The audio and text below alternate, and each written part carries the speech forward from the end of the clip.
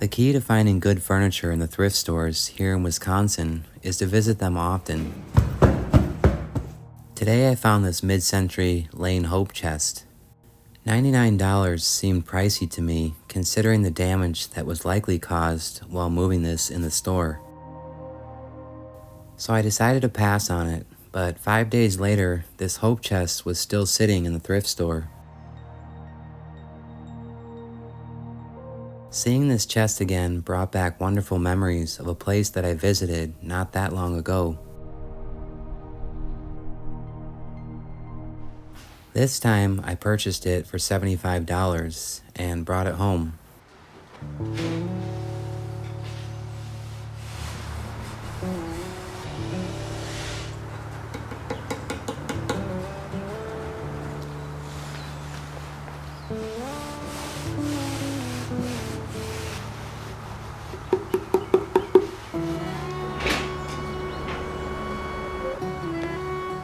The marketing campaign for these Lane Hope chests during most of the 20th century was arguably one of the most successful marketing campaigns in American furniture history. The story of these Lane Hope chests and a tour of the abandoned factory can be found in this video on the channel. For this project, I'll focus on the steps for repairing and refinishing this piece.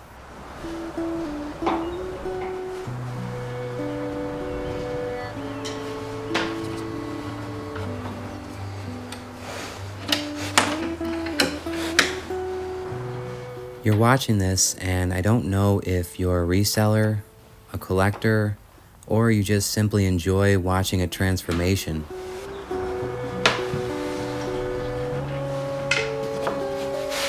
I have a large collection of old furniture in my shop and in my home, as well as other vintage collectibles.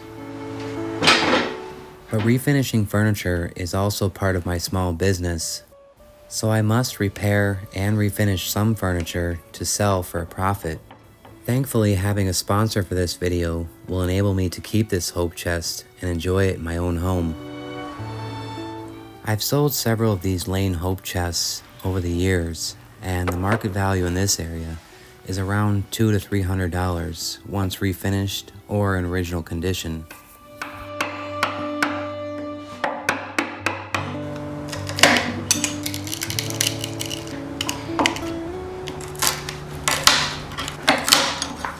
I've not seen this design for securing the legs on any Lane furniture before.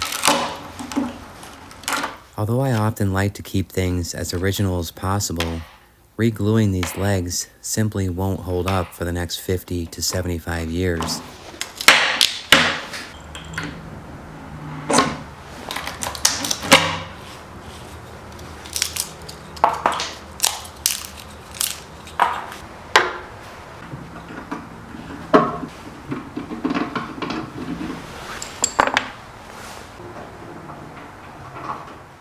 This flaw in the veneer will prove to be a problem during the refinishing phase. I didn't see any signs that this piece had ever been refinished, so I'm not sure if it was a natural imperfection or one that was caused during the milling process and eventually covered up with tinted lacquer during the manufacturing.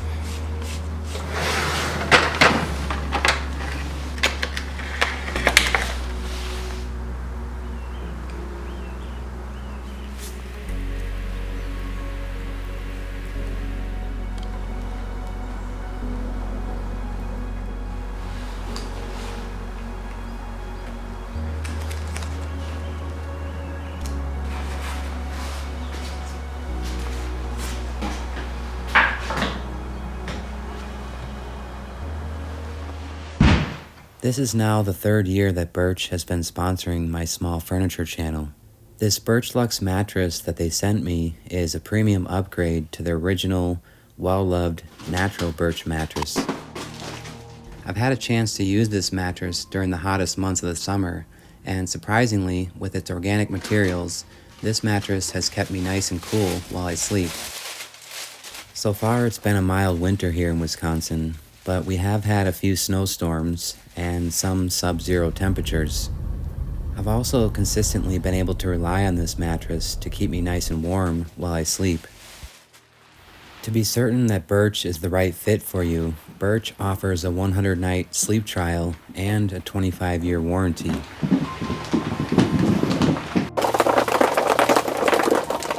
I spend a lot of time traveling and a lot of time working in my shop, and what I often look forward to the most is getting a good night's rest in my own bed.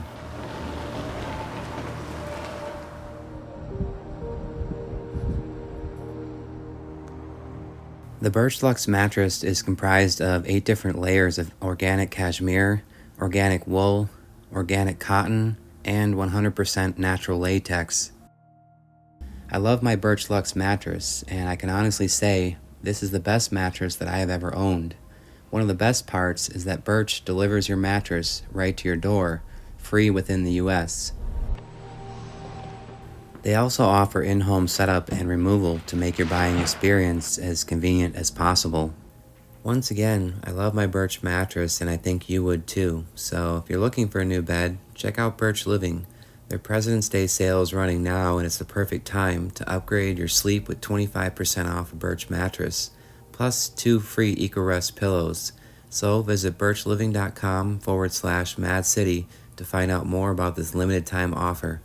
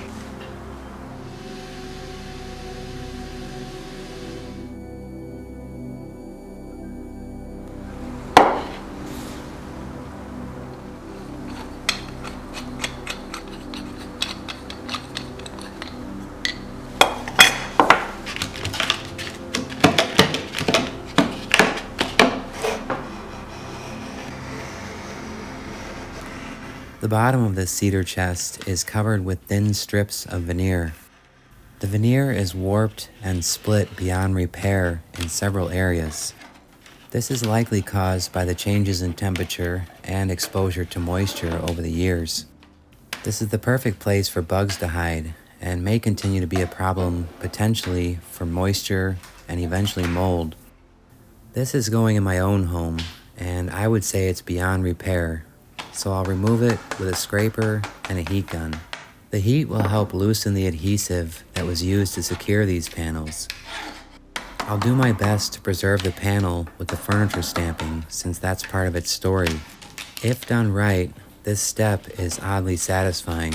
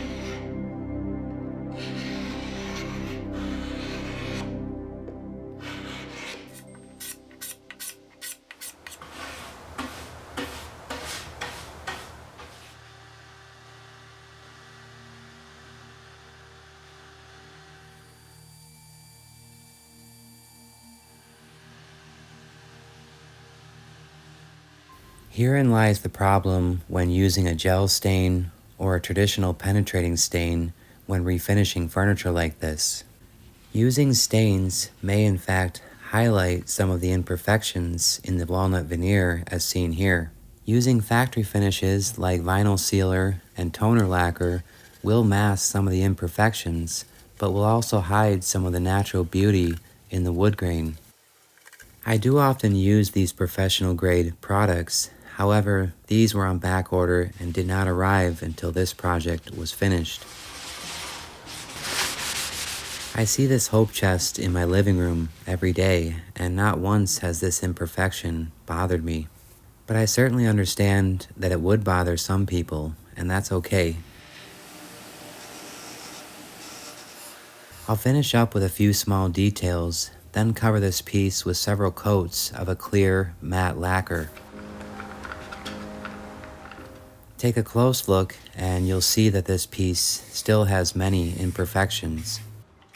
But that doesn't take away the joy that comes from leaving a piece better than the way you found it.